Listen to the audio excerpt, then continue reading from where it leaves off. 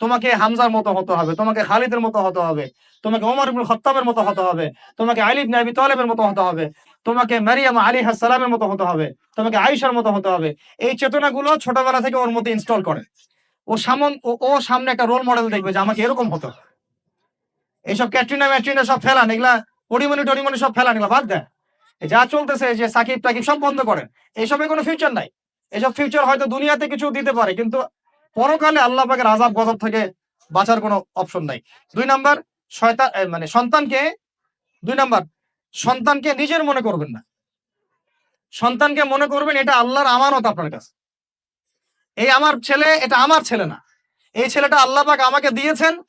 বিশ্বাস করেন আমরা তো ওকে নেওয়ার জন্য চেষ্টাও করি নাই। এমন হয়নি আপনাদের সময়? সন্তান না চেষ্টা করতো সন্তান আসে নাই? কোন ক্ষেত্রে এমন হয়েছে সন্তান নষ্ট করার মানুষ চেষ্টা করছে, তাও সন্তান আল্লাহ দিয়েছেন।